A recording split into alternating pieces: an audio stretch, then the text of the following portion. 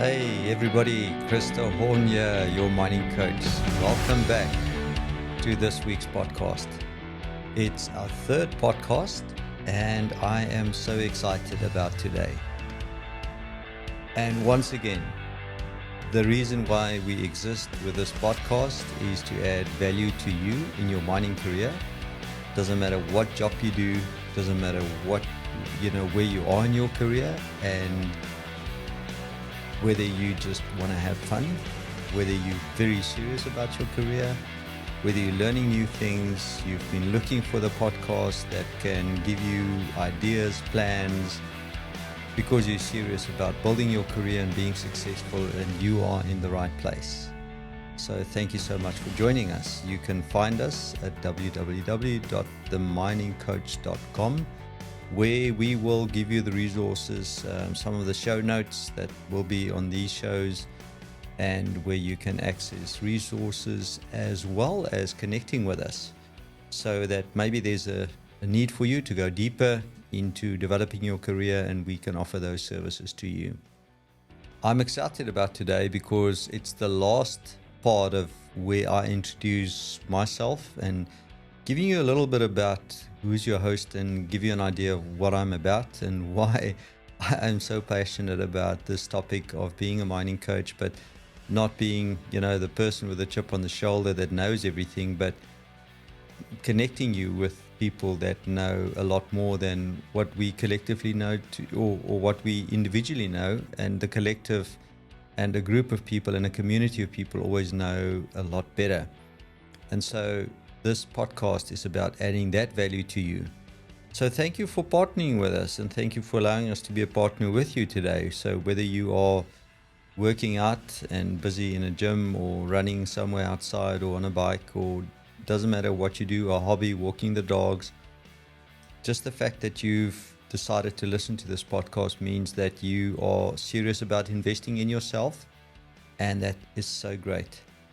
And so I'm so glad to be able to have that conversation with you today about my career. And we're just going to touch on the last little bit.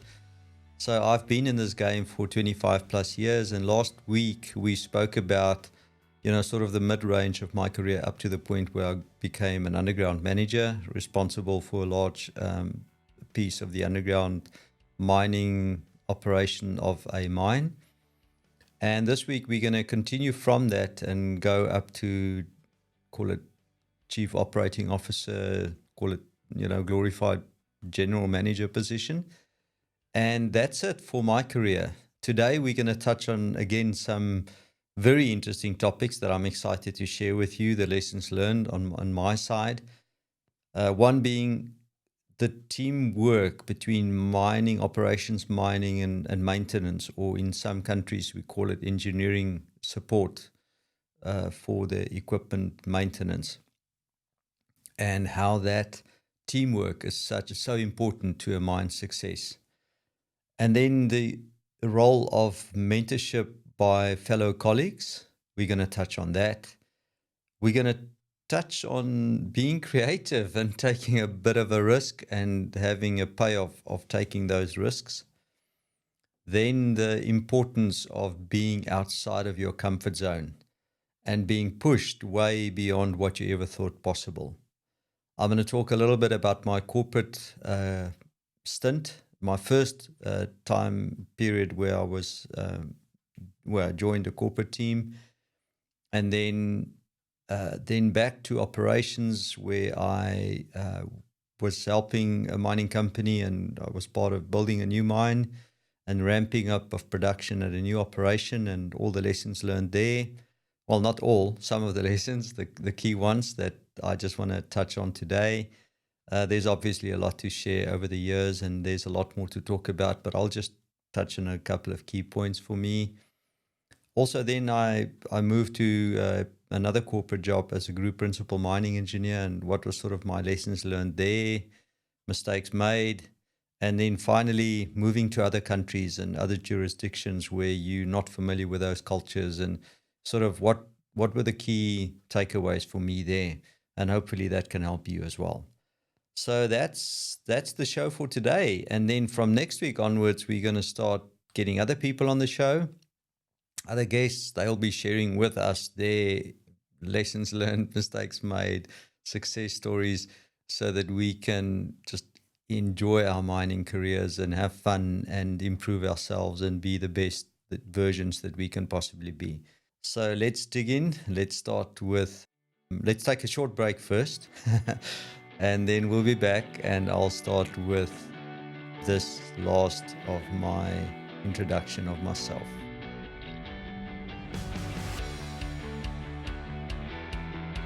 Okay, we are back and ready to kick off where we left off. Now, you'll remember we were in a very small town in the middle of nowhere, and I was the underground manager. And I want to take you back to a major lesson for me when it comes to teamwork between operations and maintenance, So taking care of the equipment. So in this case, I was the underground manager. My colleague on the maintenance side was the resident engineer or section engineer, responsible for all the underground equipment and the maintenance of the underground equipment underground, as well as on surface. The winder, there were two winders. There was a vertical shaft and an incline shaft with those conveyances and all of those winders, and all of the pumping arrangements, the underground water treatment plants, and the dewatering section. So everything that involved the engineering maintenance of all of the work.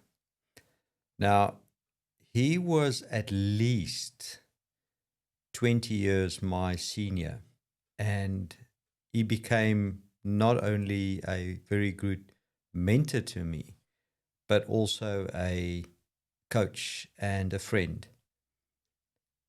And because of his many years of experience, he quickly guided me to bridge the gap and call it the silos between typically the mining and the maintenance teams. There was always this fight, and if you are on a mine, you know about this silocytis disease at mines, where the teams operate in silos and they blame each other when things start going wrong on the production front. So the miners want the equipment to be available, but yet they break it, and the maintenance people must always maintain it and fix it, what the miners have broken.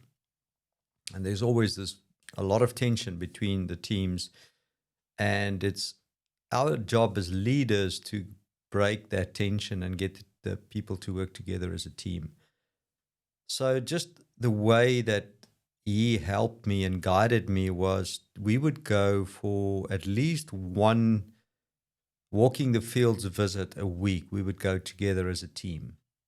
So he would accompany me when I would go on my walkabouts underground, and he would inquire and ask me questions, and we would go together, and the teams that saw us was operating together as a team. And then again, when he did his inspections and he went for call it his visible felt leadership sessions, I would be accompanying him. And so it became a very good coaching ground for me, where I saw and learned a lot about his area of expertise, and a lot of the maintenance stuff that I know today I was taught by him. And in the same way, I was able to share with him some of the mining and engineering stuff that he didn't know. And it was really a good relationship between the two of us, because he also, I think he exposed me the very first time to priorities and sorting out my priorities in my life, of your value first system, or your faith coming first, then your wife or your partner, then the children, then your work, and then your free time, and that includes hobbies and other family members. And if you sort of get those priorities wrong, things go out of kilter quite quickly. And he was the first to expose me to, how do I prioritize my thinking and my decision making when it comes to a crisis, in terms of what comes first. And that helped me a lot throughout. Even today, it's a a methodology or a process that I follow even today when it comes to big decisions and at a crisis, and how do I balance sort of work, life, free time, all of that. How do I balance all of that? So that was really awesome. And he's passed away since, and I just, so much appreciate what he did for me in my life. And then during this time, I was responsible for the mining health and the situation with ore reserve management. And we were out of ground, and we didn't have a lot of life of mine for the one vertical shaft area. And I saw an opportunity to, it was actually one of my team members also that raised it to me to say, why don't we go and do a deep sinking or a decline sinking process that we tackle on reef on the ore body. So it's self-funding, it generates cash and it pays for itself while you're doing it, and while we're opening up new ground. And I thought it was a great idea, and we ran the numbers and we said, okay, we can do this, and it's not going to cost anything more in the budget. It's actually going to create revenue, going to create some ore for us that will pay for itself. And we started working our way down a new level of the mine without involving the corporate office. Now it's a big international company, and we sort of went about on our own way without any of that input. And we received a visit from the big shot. He was the head of the mining business globally or internationally. And when he came to the mine, I was very proud to go and show him this work that we're doing. And I was in deep, deep trouble. And he asked me all sorts of questions I couldn't answer, like, have we, did we do a proper resource model? Did we drill it out with exploration holes before the time, or are we just mining blindly? And most of those answers was no, no, no, and yes, we are just doing it blindly, and we know that it's gonna pay for itself, and we'll see when we get there. And I think he sort of saw the entrepreneurial spirit in which it was done, and also a little business, that was business skills that were applied. And he decided, look, he can help us. And so he actually gave us then support from the corporate office to actually do a proper life of mine plan on the work that we did. I was really a rookie. I didn't know what I didn't know at the time, but it was great fun. And I can still talk about it today with a big smile on my face, because I can only think about how the conversations went after they went from underground, and they had their closed boardroom conversations about this youngster that was doing what he did. In any event, it all played out nicely, because even after I left, I think 4 years, after I've left, it was still, that level was still producing good production results for the mine. That sort of opened a door for me, and that's sort of the next topic, that taking that little bit of a risk put me on the radar of, the corporate team. And it's obviously a big international company, and I was put on the talent pool of the company. And I had my very first sort of talent reviews and discussions about where I want to take my career. And it wasn't long after that I was called to the corporate office in Johannesburg at that stage to become the technical assistant to the same person. And I will actually mention his name, because he has been a phenomenal game changer, life coach, mentor in my life. His name is Robin Mills. And coincidentally, just before recording this podcast today, I actually phoned him. I reached out to him and I asked him whether he would mind if I would mention his name. And I'm not sure how old Robin is at the moment. He's probably in the 80s at the moment. And he is as passionate about mining as he was when I had the privilege of being on his team. So Robin did a unique thing with a mentorship program that stuck with me. And I know that the way he did mentorship and coaching and people development sort of defined, was such a great model that it defined the way that or he started a fire within me to do exactly the same and to pay it forward in the way that he did it for me. And what he did was quite phenomenal at the time. No, we were not aware of any minds in the South African context at that stage who had a previous disadvantage manager leading as GM the mine. And he started this coaching development program, which I was the third one, going through a year period with him in his office to learn everything about what he does and how to sort of just lift you in your career and give you an exposure of what it's like running a company of that size. And through his process, he developed the first GMs that came from a previously disadvantaged background. And he did it not because it was forced on him. He did it with so much passion and energy, and for him it was just the right thing to do. And he did it with a very unique way. And if I say a unique way, I'm going to explain to you what he did. So that I spent 9 months, it was about 9 months, just close on a year. He would take that protege, that technical assistant, with him everywhere he went. I would say 90% of the meetings that he attended or the way he spent his day, we were with him. Whether it was board meetings, whether it was budget meetings, whether it was mine sites being visited, we were with him most of the time. And we could see the engine of the company from deep within. And sometimes you have a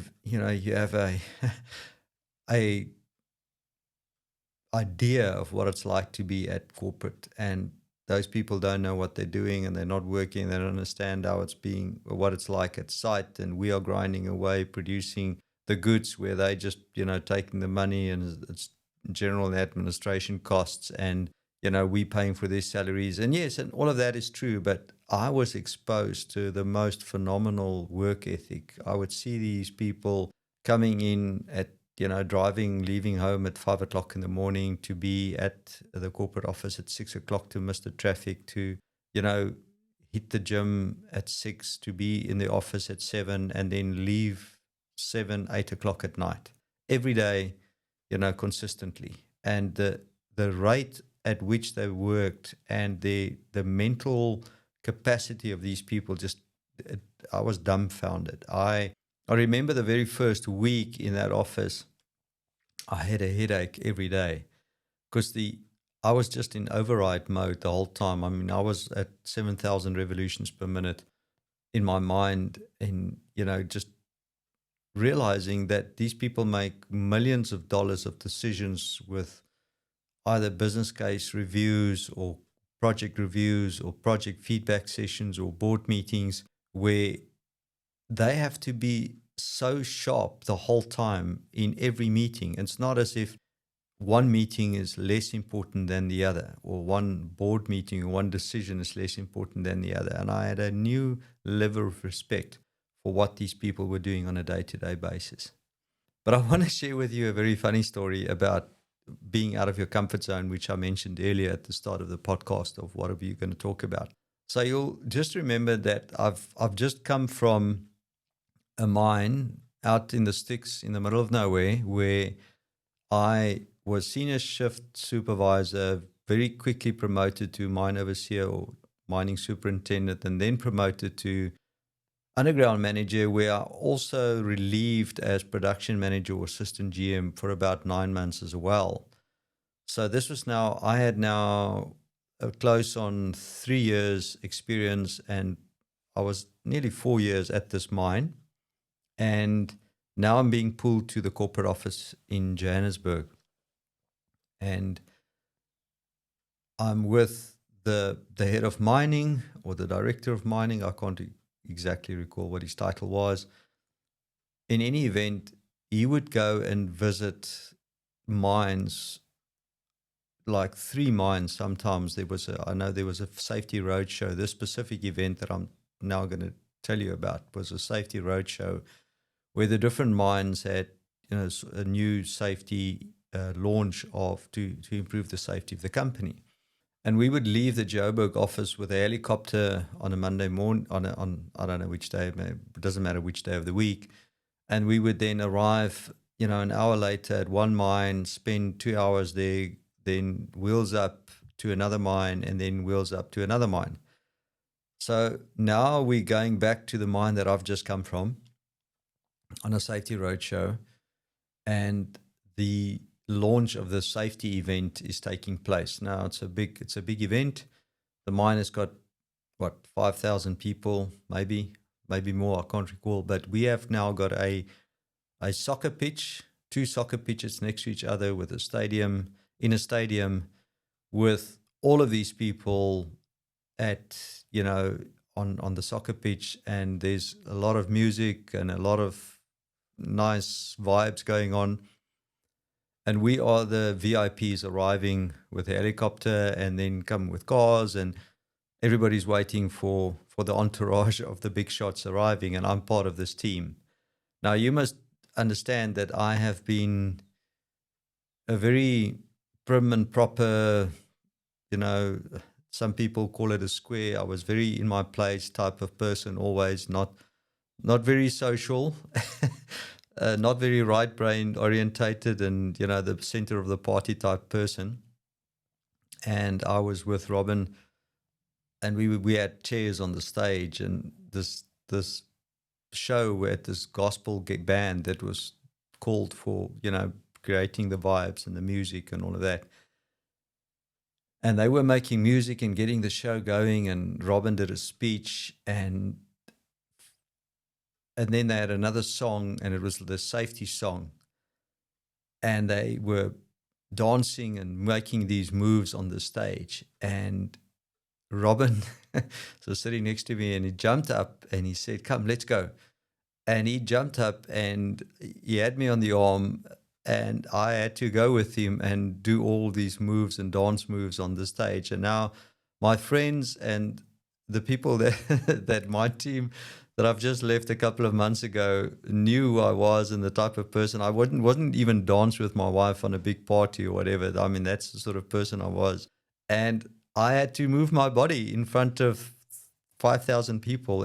And I was so out of my comfort zone. And I remember in my mind at that moment, I said to myself, just enjoy the moment. This is it. You're either going to, now plunge in totally or walk away, but there's no going back. You have to do this full throttle or leave it. And I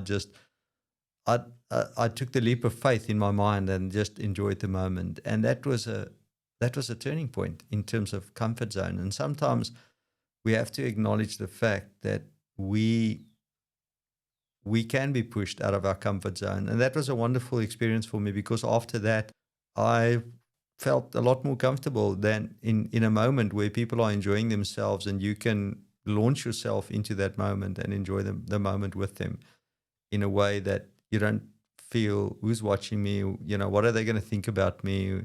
And at that stage, I think I still was very worried about what people would say about me and what they would think about me. Excuse me. So that was a good memory for me in terms of a person that pulled me into a different zone of interacting with other people that I was never used to. And back to the corporate job, I saw culture and I saw mentorship in a way that I've never been exposed before. And it was a wonderful, wonderful experience. I then moved on in my career and was placed at other mines. Started off as assistant GM or production manager at one of the biggest mines of the company at that stage. And then I got promoted, left the company for another company where I had a wonderful opportunity to go a lot more full mechanized mining. And there I was exposed to wonderful mentorship. And one of the areas that I was responsible for was ramping up its production. It was a big shaft that was becoming one of the biggest of the another international company. And my job was to make sure we can bring the right culture to safety culture to this mine. And I had my my boss at the time, or my leader at the time, thought it was a good idea for me to have the experience of a retired general manager that built a phenomenal reputation with how he handled safety and building a safety culture at the mines that he used to manage. And at first, I took a little bit of offense, because why do you want to give me a mentor and a coach to teach me how to build a culture? But I quickly embraced the moment and I got over myself and I started working with this person. And he was also just amazing. He also would like shadow me, and I then said to him, and I think my attitude was a good attitude at the time. I first, as I said, I took offense, but then I embraced the moment and the opportunity, and I said to him, I would like him to teach me everything he knows, and if he sees I'm making fundamental mistakes or I'm getting it wrong, he should talk to me about it. And together we developed a program where, because the mine was in ramp up stage, and there was new people coming in every week, new people being appointed, and it was a massive steep ramp up of the production for the mine. Every week there would be about 60, I would say about 60 people in the training center that was starting or either coming back from leave. And I think about, say, 50% of the people in the training center that got induction and went through the training to come and work on the mine, 50% of those were coming ex-leave and others were starting new. And we also had a combination of full-time employees or permanent employees, a lot of contractors, and service providers. So when I say contractors doing contract mining, and then a lot of other service providers. So there was a lot of non-permanent employees. So it was quite a dynamic, challenging culture environment to build a safety culture that's unique to the mine. And with this mentor, ex-GM, that helped me, we developed a program to do weekly induction. And I would, with the full-time safety representative from the trade union, we developed a program where we got people very excited about the life rules and what's our culture, what do we do at the mine. And for 18 months, every Tuesday, I would stand in front of a group of 60 people, and for 2 hours we would help them visualize and had games, and we had all sorts of techniques for people to be engaged with the culture. I don't think that I would have been able to stand in front of 60 people if it was not for that period with Robin that took me out of my comfort zone and taught me how to dance in front of 5,000 people on a stage, just being myself and enjoying the moment. If it wasn't for that one moment where I was out of my comfort zone and started stepping into something new, I don't think I would have enjoyed doing this induction in the way I did it.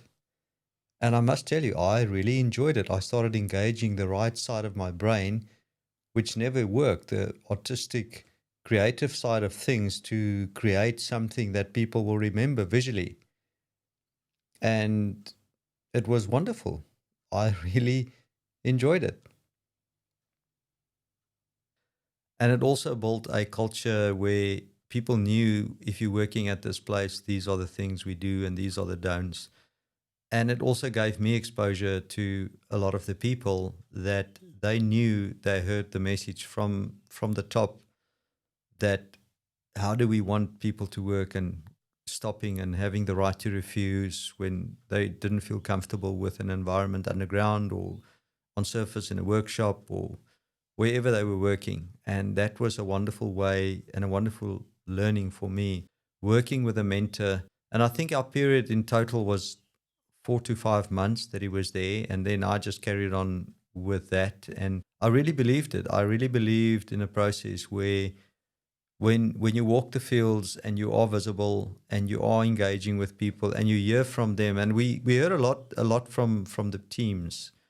Every week I would hear things that are not working, and it was brutal because a lot of the things pointed all the fingers back at me and the environment I was creating for the mine and for that shaft in particular. And it was an opportunity to improve, and we took that feedback and we worked on it every week. And some themes came, they repeated themselves. These themes eventually was real, and we realized this is not just people being upset about something. This is real, and we need to do something about it. So we could change a lot of things over that 18 months that shaped the culture of the mine. And that was a wonderful learning for me. Also, we did it at that same mine, or that particular shaft. I had more than one under my responsibility, but that particular one, we also had team building sessions with the senior team, the senior leadership team. And that was phenomenal because we were able to really gel well as a team. And at that same shaft, it was a mega shaft, I went into a deeper understanding of all the maintenance issues. So I spent a lot of time with the resident engineer that was responsible for all the maintenance at the mine to get a deeper understanding of, his life and what his struggles were. So that sort of was that portion of my operating career. And then I moved again back to, so this period I'm talking now about is probably a period of 5 years. And then I moved back to a regional corporate role where I was the group principal mining engineer. And this time around, I learned a lot about resources, reserves, and reconciliations, and JORC compliance, and NI 43-101, and SAMREC, and basic mine equations, and ore flow, and financial modeling, and trade-off studies. And it was really fantastic working with a group of specialists that were at the top of their field, and they knew what they were doing. I was in charge of, all the trade-off studies, the long-term and short-term mine planning, and the trade-off studies, and working with all the 14 shafts and mines that we had in the company, and doing all of those life of mines and mine extraction strategies. And I learned really a lot from my leader at the time, who was also just as phenomenal. I was really privileged over my years of working with amazing people. I'm heading towards the last bit of this podcast. So thanks for hanging in there still and enjoying it. This one is about working in other countries. And a lot of you are expatriates. A lot of you are working fly in, fly out. A lot of you that are listening to this, know what it's about, working in a different culture and not being a person from that country. And it is tough. I took an assignment, and our kids were now close to being grown up, and I wanted to go towards an international career. And I went, and obviously, like most of us, that go expat, you think it's all rosy and it's great, and you're excited about these learning opportunities, and I was. But I learned a lot about, embracing the culture of that country, really immersing yourself into it, and committing. I had a commitment to make sure I'm not going to do a hit and run, because it's easy for in that level, or that level of your career, very senior level, where you stay there a year, or you stay there for 2 years, and you think you've made a difference, but you actually have to stay longer than that. That was just my view, and yours may be different, but I felt that at least 4 years and maximum 7, that's what you need to commit to, because a lot of the decisions you implement, you're going to live with the consequences of those decisions.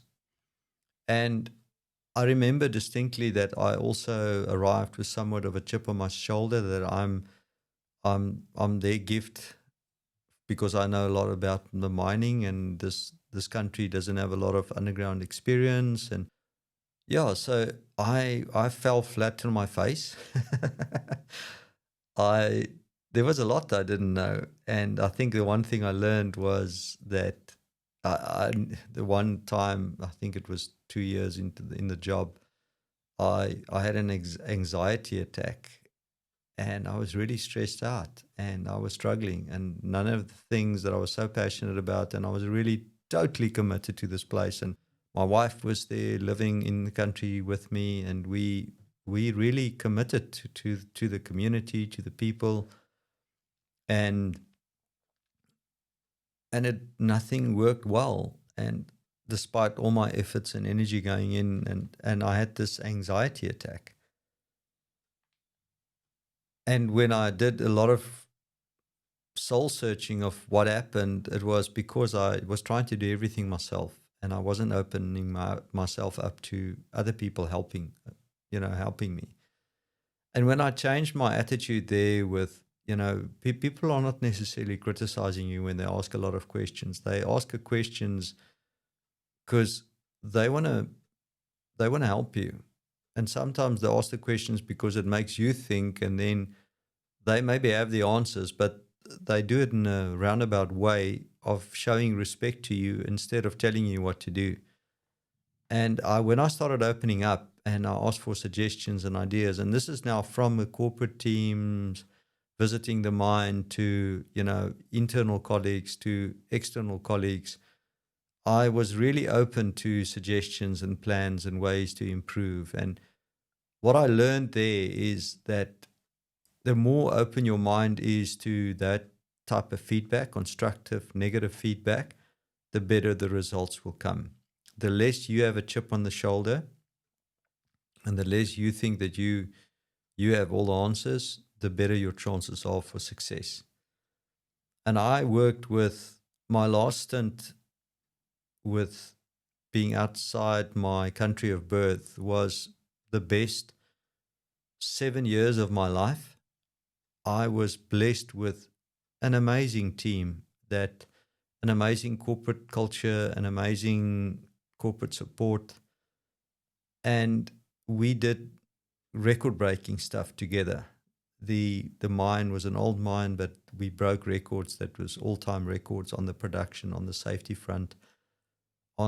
We did fantastic stuff on the technology.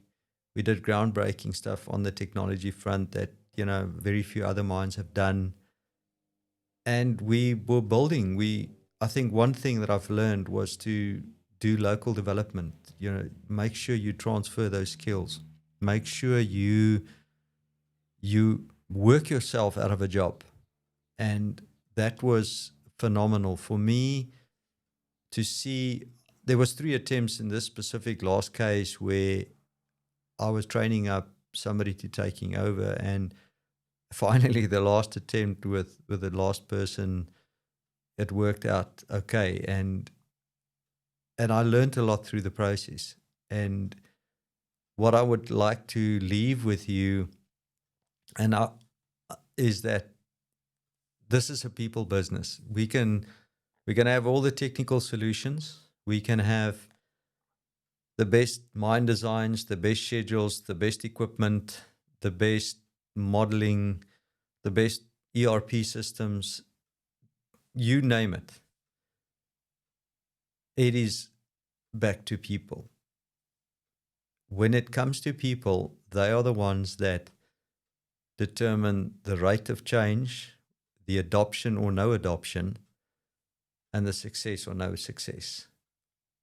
And if you don't have people that are embracing the vision, that are sharing that vision, that are helping you, and they are part of that vision, and it's inclusive, and they get a say, and they are listened to, and they are helping you and the team or the leadership or the company building that dream, you're dead in the water. And I think the last bit I will share is that at this last stint of mine, there are very few silver bullets in mining. But the one that stands out above everything else that I've found in my career is that there's nothing that beats walking the fields. Being out there every week when crews are doing their handover or the shift handover or their stand-up meetings, listening to them, being out there in the fields weekly to be with them, support them, listen to their issues and responding to those, there's nothing that beats that. The people know that you care. You can't go there week after week after week, listening to the same issues and doing nothing about it. You're being challenged every time if issues are repeating itself to do something about it. And that was just my experience, that the more you do that, the better the safety results, the better the production of the results, the more care there is out there, and the teamness, that culture is one that nothing beats that, and it becomes a high performance culture. And I just want to thank you for listening up to this point in time. We are now finished.